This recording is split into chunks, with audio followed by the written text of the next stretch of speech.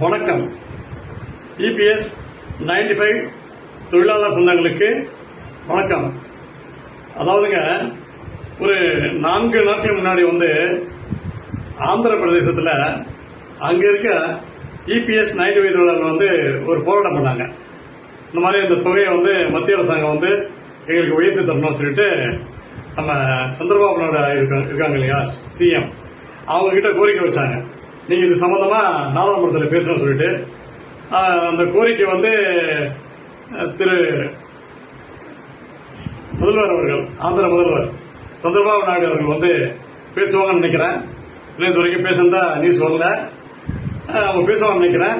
இதுக்கிடையில ஒரு 2 நாளைக்கு முன்னாடி நாடாளுமன்றத்தில் நிர்மலா சீதாராமனுடைய உரை நிகழ்ச்சியை நான் பார்த்தேன். அப்போ அங்கே ஒரு ஓம் பிர்லா அப்படிங்கிற ஒரு எம்பி பேசினாங்க. அப்புறம் இன்னொரு எம்பி சுப்ரியா சவுல் அப்படிங்கிற ஒரு எம்பி பேசினாங்க. அப்புறம் இந்த லேபர் அந்த இது நிர்வாகம் சம்பந்தமா ஒரு எம்பி பேசினாங்க. அப்புறம் இன்னொரு எம்பி ஒரு அம்மா பேசினாங்க. 4 பேர் பேசினாங்க. பேசும்போது இந்த மேடம், நம்ம நிதியமைச்சர் மேடம் அதை உற்று கவனிச்சுட்டு அவங்களுக்கு பதில் விளக்கம் சொன்னாங்க. அவர்களுக்கு ஒரு தொகை ஒதுக்கப்பட்டு வச்சிருக்கு.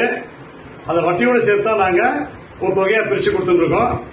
அது நாங்கள் மறுபடியும் அது என்னன்னு பார்த்து அதனுடைய நிலைப்பாடை பார்த்து நாங்கள் அறிவிப்பு வெளியிடுவோம் அப்படின்னு சொல்லியிருக்காங்க. மேடம், கொஞ்சம் வெகு விரைவில் இந்த அறிவிப்பை வெளியிடுங்க மேடம்.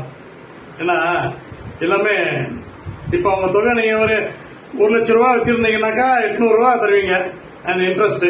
அந்த அசல் தொகையில ஒரு 100 ரூபாய் 50 ரூபாய் போட்டு தருவீங்களா அதுன்னு தெரியல.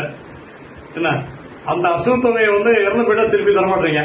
அதாவது ஒரு ஆள் இறந்து போயிட்டா மனைவிக்கு 50% தரீங்க. அது எப்படி அந்த வட்டி தொகை சரியா வரும்னு தெரியல. எந்த கணக்கில் அது நடக்குதுன்னு தெரியல. இதெல்லாம் முதலே எங்ககிட்ட சொல்லிருந்தீங்கன்னா அந்த இபிஎஸ் 95 ஜாயின் பண்ணிருக்க மாட்டோம். அந்த தொகையை வாங்கிட்டு போயிட்டு நாங்க வங்கியில போட்டு வச்சிருந்திருப்போம். எப்படி இல்லை, அதாவது நம்ம வாங்குறோம் ஒரு 20 லட்ச ரூபா வாங்குற வச்சுக்க, ரிட்டையர் ஆன உடனே 20% 4 லட்ச ரூபா நம்ம இபிஎஃப்ல ஒதுக்கி வச்சிருப்பாங்க. அதற்கான வட்டியை தராங்களா, அந்த வட்டியுடன் கொஞ்சம் அசல் தொகையை சேர்த்துறாங்களா தெரியல. அன்னைக்கு என்ன விலைவாசி, இன்னைக்கு என்ன விலைவாசி? அன்னைக்கு நிலைமைக்கு கொடுத்தீங்க 2000 ரூபா, 1500 ரூபா, 750 ரூபா கொடுத்தீங்க. இன்னைக்கு என்ன ரேட்டு?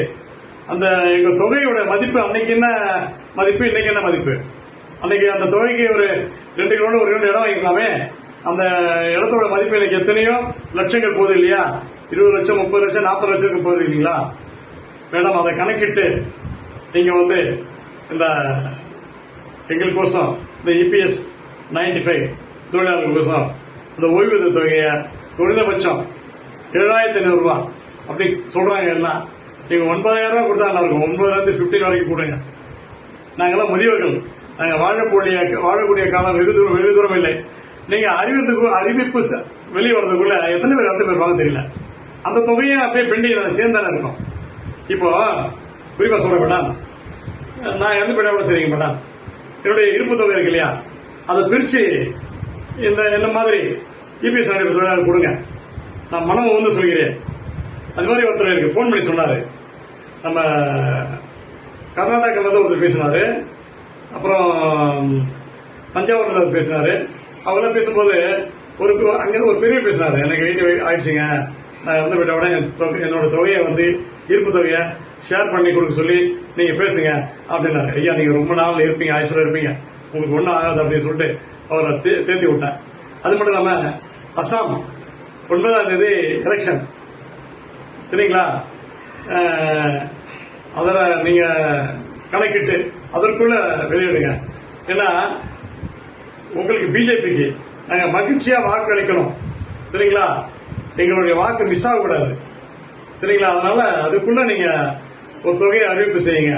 9ஆம் தேதிக்குள்ள அறிவிச்சா ரொம்ப நல்லா இருக்கும் மேடம். அது மட்டும் இல்ல, எங்களுடைய ஓட்டு அந்த ஸ்டேட்லயும் இப்படி 20 லட்சம் இருக்கும். ஸோ 5 மாநிலங்களையும் கணக்கு பார்த்தீங்கன்னா 1 கோடி மேல வரும். இவங்கெல்லாம் நாம ஏன் ஓட்டு போடணும் அப்படின்னு சொல்லி என்கிட்ட போன் பண்ணி கேட்கறாங்க. பொறுத்திருந்து பார்ப்போம். கண்டிப்பா அறிவிப்பு வெளியிடும். நிர்மலா சீதாராமன் அவங்களும் முதியவங்க தான், அவங்க கருணை குணம் கொண்டவங்க தான், கண்டிப்பா செய்வாங்க. மோடி அவர்களும் இதில் தலையிட்டு பேசி வெகு விரைவில் முடிப்பார்கள் அப்படின்னு எல்லாத்தையும் சொல்லிட்டு இருக்கேன். மேடம், எலெக்ஷன் வருது மேடம், சரிங்களா? ஒண்ணு, நீங்க அசாம்ல 3000 ரூபாய் மகளிருக்கு அறிவிச்சிருக்கீங்க. எதன் அடிப்படையில் அறிவிச்சிருக்கீங்க? அவங்கள எம்ப்ளாயா போயிடுச்சு போன உள்ள இருக்கா உங்ககிட்ட? அதுக்கு வட்டியோட சேர்த்து தரீங்களா? அசல வட்டியை சேர்த்து தரீங்களா? அப்படி இல்ல.